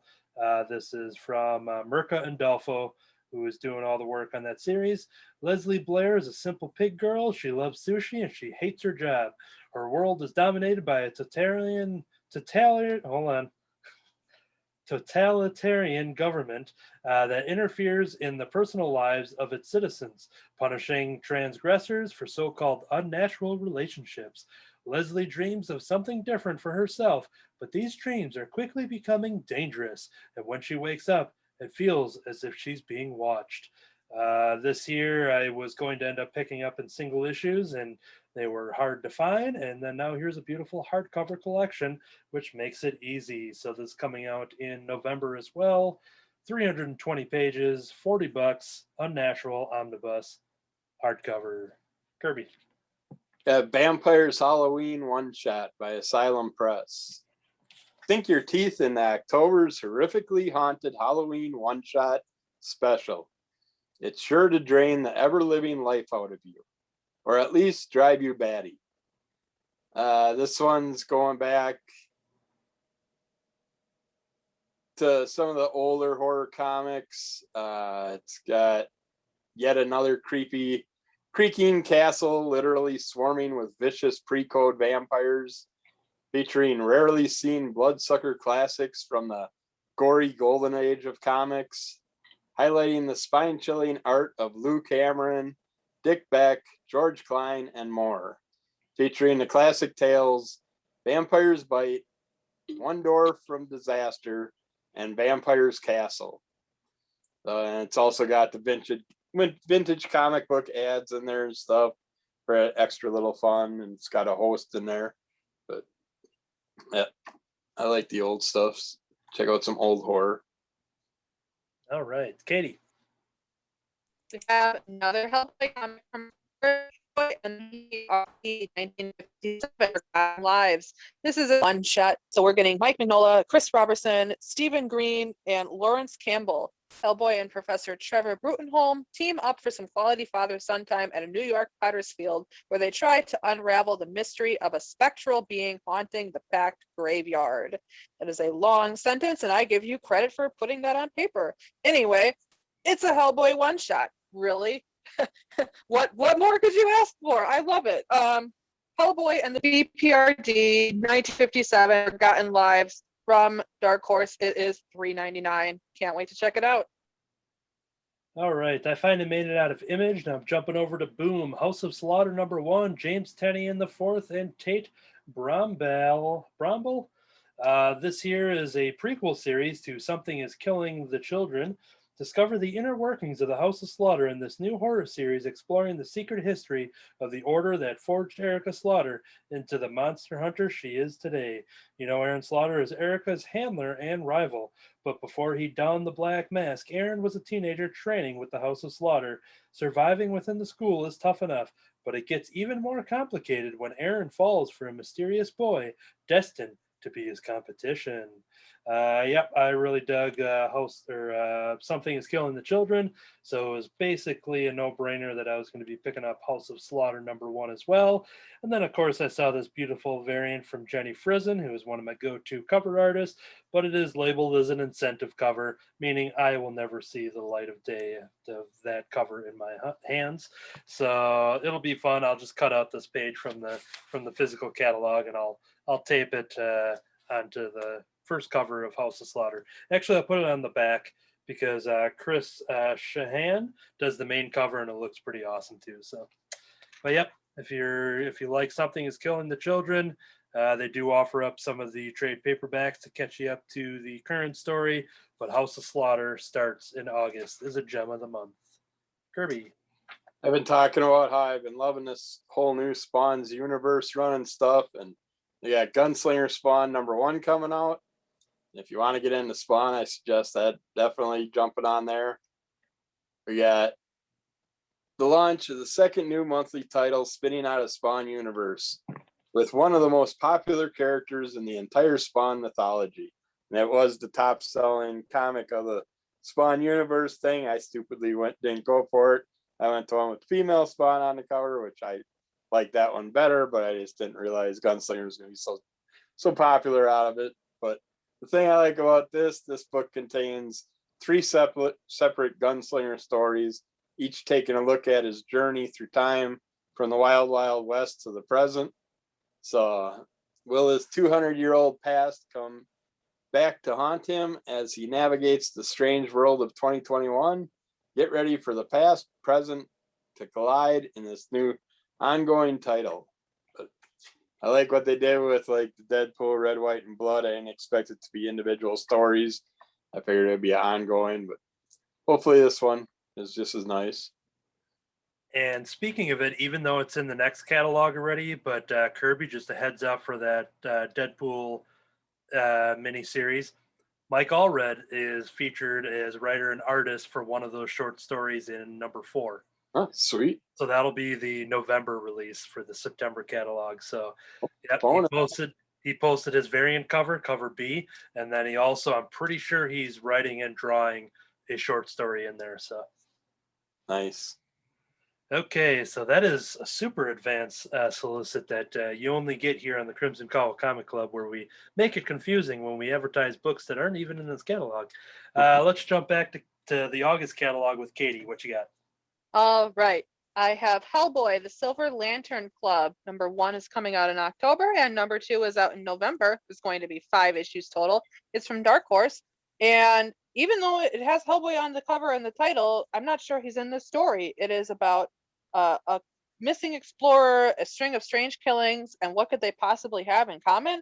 Silver Lantern Club members Sarah Jewell, Lady Bye, Major Singh, and Sir Edward Grey bring fresh eyes to each other's cases and find that they meet unexpectedly in the middle. At least some of these characters have appeared before in the Mcgilliverse, the Hellboy universe, both referenced historically throughout Hellboy and the BPRD titles, as well as their own titles. This looks cool. I am not sure quite what to make of it, but I'm excited to maybe give it a shot and check it out. Always have fun with Hellboy. Again, it's $3.99. It is from Dark Horse, and it's called Hellboy, the Silver Lantern Club. All right. Over at Advent Comics, there's a spotlight on Buddy Mcgill #1. This character basically looks like Spuds MacKenzie, who we talked about not too long ago. I think it was off air, though. Spuds MacKenzie, our 1980s mascot for Bud Light beer. And if you're watching the video, you'll see that Kirby stares at that poster every comic club. Buddy Mcgill #1 is by Mike Barron and Fernando Calvi. He's a TSA agent. He's a super party animal, and his name is Buddy Mcgill. He is on the trail of a ruthless terrorist and will not stop until justice is served. With a case of suds and some brand new duds, he will give you something you can feel. They don't give much more than that. Here is his picture, and he looks exactly like Spuds McKenzie, and his name's very similar, and he seems like a badass. So I'm going to check out Buddy Mcgill #1. See what that's all about. Kirby? All right, we got Dirtbag Rapture #1 by Oni Press. She's stoned. She's selfish. Probably Bogarts a lot. She's all that stands between us and the end of the world. Where do you go when you die? Cat, a stoner with a flexible moral code, can answer that. And the answer is not very far. Unfortunately for Kat's peace of mind, a near-death experience has left her with an ability to see and hear ghosts, as well as take them into her mindscape, so she can bring them to locations of their choosing, essentially playing transporter to the deceased. But when Kat discovers she's the key to a demonic plan to screw up the whole world, she is forced to take an active role in the battle between good and evil, and she's not thrilled about it. It's the goofy one I gotta check out. Good. Katie? Well, I'm a little bit behind on Rat Queens, but from Image Comics, there's Rat Queens Volume 8 and Volume 9 that I would like to check out. Talked about that series before, so has Jim. If you want to learn more about it, you can grab the trade paperbacks from Image and then check out our back issues. Cool. All right. The next series I'm excited to check out this one issue. Normally, I just don't randomly talk about an issue 9 of a series to spotlight it. Usually it'd be a collection or a brand new debut. But the last time I talked about this series was way back in August of 2017. I'm talking about the Chilling Adventures of Sabrina. It is finally coming back, the long-awaited issue 9. It's been 4 years since we've been waiting for this series to return because he had the success with Riverdale and the Chilling Adventures of Sabrina TV show, Katie Keene, and all that other stuff. But Roberto Aguirre Sacasa is returning, and with artist Robert Hack here doing Chilling Adventures of Sabrina #9. Witch War Part 3. We've been hanging on Part 2 for 4 years. The Sacrificial Lamb. Sabrina has brought Harvey's body back to life along with her father's soul, but there is a cost to everything. Unless she wants the gates of hell to open, Sabrina must find a person to sacrifice in Harvey's place. But wait, and we're good at waiting. I added that part. Sabrina would never kill someone, would she? So yeah, when I heard about Chilling Adventures of Sabrina #9 being in the catalog, I had to pinch myself because I thought I was dreaming. She's finally returning with the original creative team, which means I have a reread coming up, even though I've reread these 8 issues. It's not a real long reread, but 8 issues that are out there in a graphic novel format as well, in case you need to check that out. But it's one of the darkest things I've read, and it's so awesome, and it just changed the world of Sabrina, and I am going to embrace the horror this October 13th. All right. Kirby. Got Shriek #1 by Fantico. All new tales of horror and dark fantasy from 8 creators of the macabre.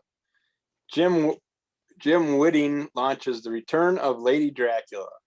While living in a trailer park in upstate New York, Cassandra, the daughter of Dracula, is haunted by an army of Nosferatu and begins the journey to restore the reign of Dracula. Keith Hagen and writer Dennis Webster spin a warped space-time twisting tale of terror in Zanat. Writer-artist Matt Belkis, the Gorayu of Ekogahara, takes us to Japan's suicide forest to meet the evil samurai spirit that rules the forest with a bloody sword. Writer Dorian Sinnott serves up The Hunger, a dark metaphysical tale of transformation in the dark woods and deep recesses of the mind. Nyara Mora takes us on a hunt for a serial killer who slaughters campers and hungers to kill again in Circus of Terror. Necros, a vampire reflection by writer-artist Nate Osborne, asked the question, what if you knew about vampires? What if everything you knew about vampires was just the next beginning? A brutal killer abducts young women, chaining them up before feeding them to his bloodthirsty swine in Bad Medicine by Christopher Twin. This doesn't say one shot, but it's got to be a one shot. I wouldn't think this would be an ongoing run or anything like that. And it's actually trade paperback priced, but doesn't say trade paperback. So not really sure there. Just but a graphic I bought novel. it. Yeah, that's what I'm thinking. All right. Katie. Okay, I think I'm done for this month, but remember there's hundreds, if not more than thousands of books in the catalog, so we can't talk about all of them. Go down to your local comic book shop, pick out some ones you like, and get into comics. And that is my suggestion. Yes, hundreds and hundreds of pages that we don't have enough hard drive and internet space for. Asylum Press, Asylum of Horrors Halloween Special One Shot. The Halloween special, the inmates of the asylum bring you a new breed of haunted horror. This anthology features 4 stories from some of the best horror writers and artists in the industry. In She-Wolf by Pablo Alvarez, a fantastic medieval monster hunter warrior crosses paths with a young werewolf and his mother. In Mutanza, it had a sentence break too, so it wasn't all one word. By Frank Forte, a mad doctor finds new horror in his experiments. Plenty of creep, gore, and twist for the fans of horror comics, old and new. I don't normally jump into this kind of stuff, but obviously with things that Kirby brings up and Damon brings up, I'm definitely a little more keen to take a look at some of this stuff. And it's a $3.99 one shot. And I'm not going to lie, the cover is pretty sexy, so that's worth it alone. That is Asylum of Horrors Halloween Special One Shot. Kirby. Yeah, that one's one I was looking at. They had a few different versions. They had the trade paperbacks too and stuff to check out. But yeah, I gotta always get an Archie's book. So for every one of the holidays. And so I'm getting the Archie Halloween Spectacular #1 by Archie Comics. We're kicking off this hauntingly hilarious collection of Archie tales with a brand new story.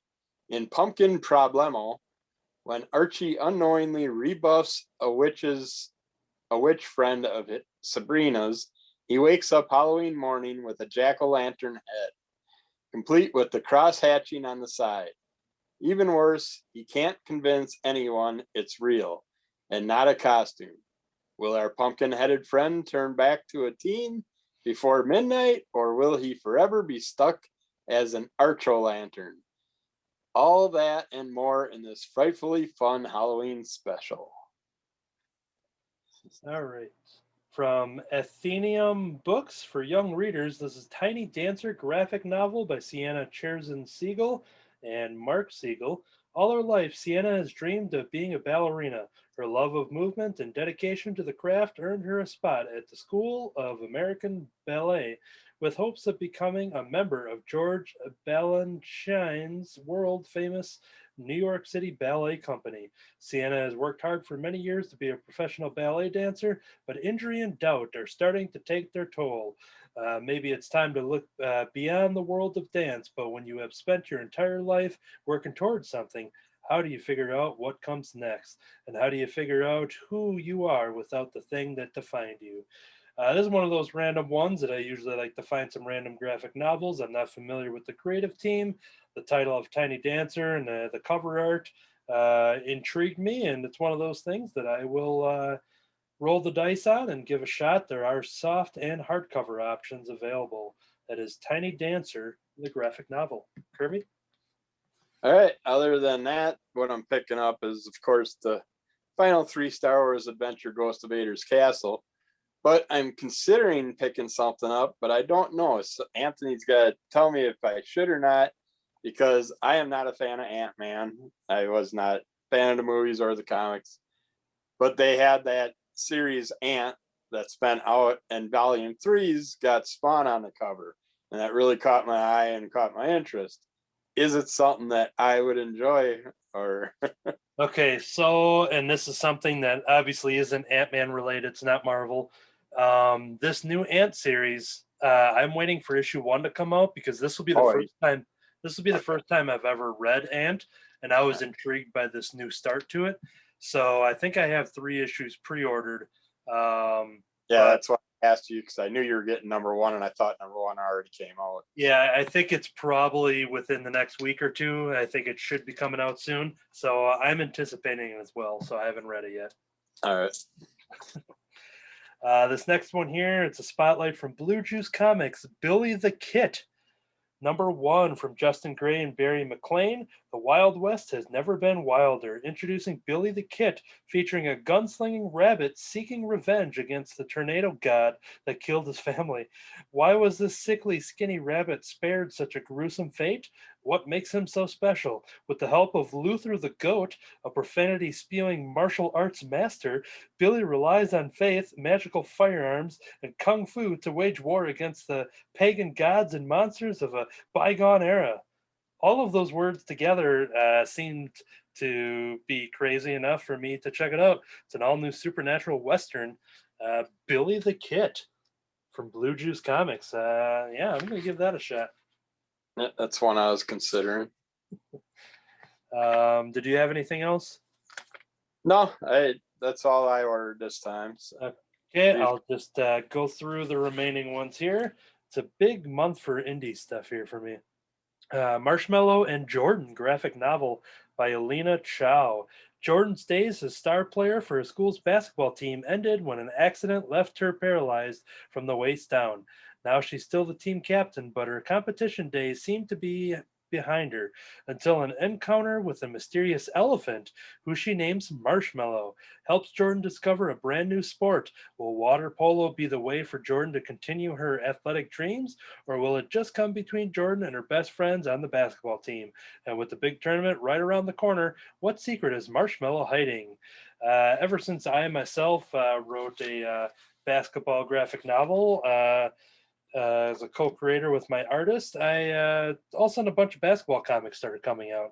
It was a market that didn't really exist, and then once I started doing it, all these things started popping up. So I'm willing to check it out. But this thing called Marshmallow and Jordan, it's got this, this glowing white elephant on the cover there, and that seems like an interesting read. So curious to see what that's all about. Jumping over to Vault Comics, a new series called Radio Apocalypse number 1. This is from Ram V, who's been writing the heck out of the current Swamp Thing run, so that got my attention. Art by Anand R.K., colors by Anisha Shankar. Once again, the Vault Comics, they use a specific capital letter font that seems to be hard for me to read, so bear with me here. Long after the rock out of space struck the world and turned it all to dust, in Bakerstown stands the last radio station on the planet. Radio Apocalypse, broadcasting into the unknown, a beacon in the dark for those who wander the lost places.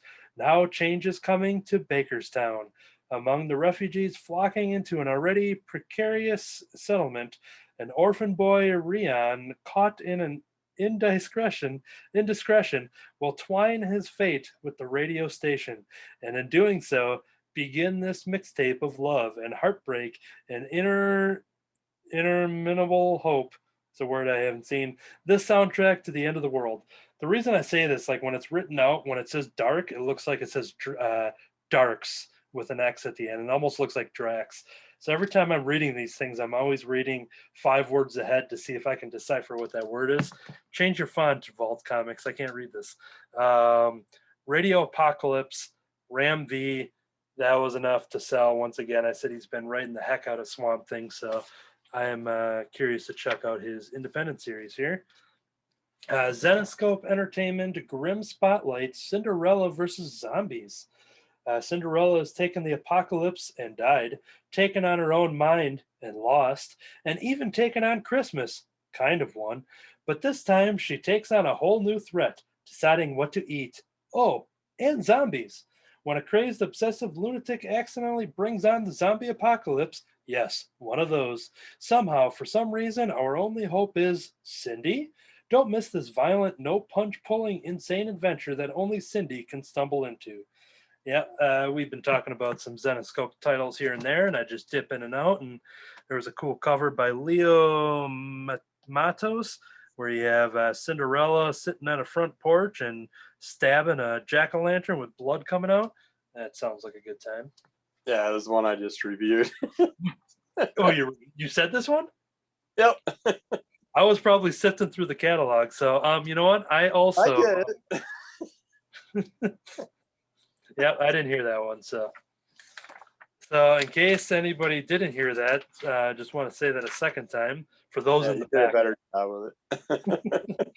It's for those in the back who have the cheap seats on the podcast and couldn't hear it. So, okay, my last title rests over in the manga section. You don't see myself in Viz Media too much, but this is also a Marvel related thing. Did you talk about this one, Marvel Meow? No. Okay, so I will talk about it, and I thought about it, but I pushed it off for now.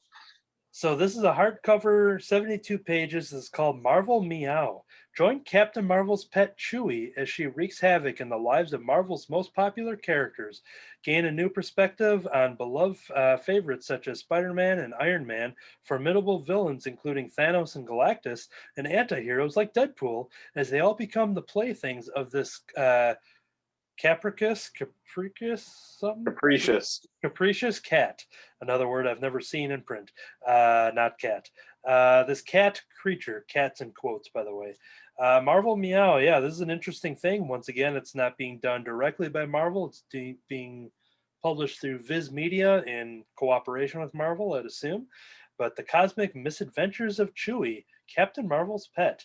Yeah, it's a black and white with color. There's some random background colors and stuff. It's just kind of funny to read that. It's black and white with color.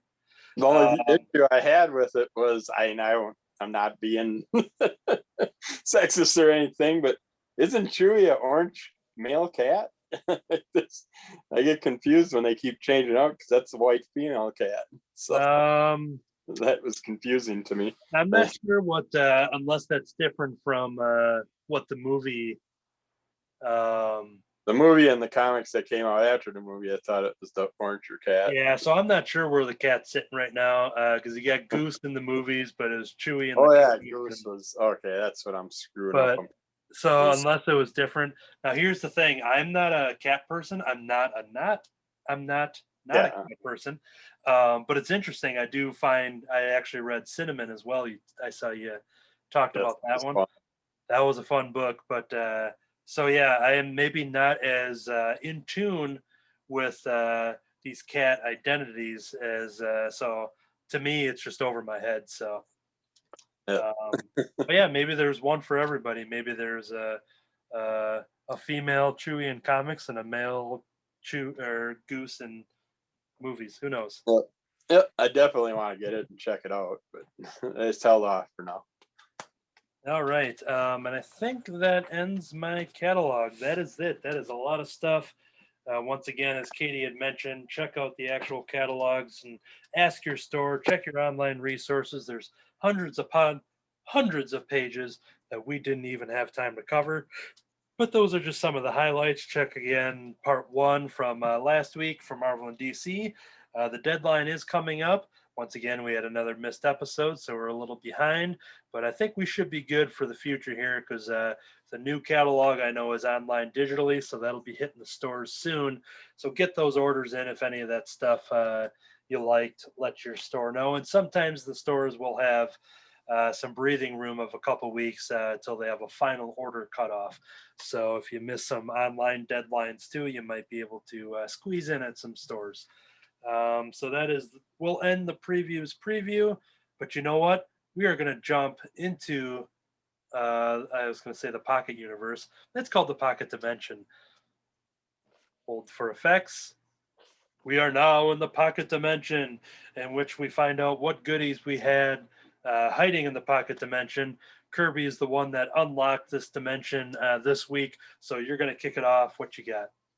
Nothing too exciting to start with. This is just a summer convention exclusive Man Bat pop that Shelly picked up for me today when she went and got my comics. But then she bought this, but I'm thinking she bought this for herself. But we got Teenage Mutant Ninja Turtles 2 from the movie 2. Oh, the Purple Shredder. Kevin Nash. It's like, I know she bought that because of her love of purple items, but yeah, Super Shredder from the second Turtles movie, played by Kevin Nash in that ending scene. Yeah, that's probably the other reason she bought it, because that's her favorite wrestler. Yeah, no. Oh no. I'm losing my battery. So and here I am. It's just me with video and David with a still image, and I'm surrounded by black boxes. This podcast is falling apart. Maybe it's just one of the effects of a Pocket Dimension segment. But hey, you at least got it in under the wire. Was that it for your Pocket Dimension? Yep, that was the main item. So Katie, did you have anything? Yes, I do, actually. I'm very excited about this. So I have a cool Star Wars hardcover of the series Kanan. It's from Marvel. It came out a few years ago. I actually read this from the library. So this is the first time I get to own it. I'm very pumped about that. And this particular item is a little bit special because the hardcover is tough to find, and to find for a good price. Like if you're willing to pay more money than I'm capable of, you can find it. But it does get kind of expensive. And I was able to find it for actually the price it retailed for. So I was so excited by that. Definitely needed that real boost to my mental health, both retail therapy and owning a cool book.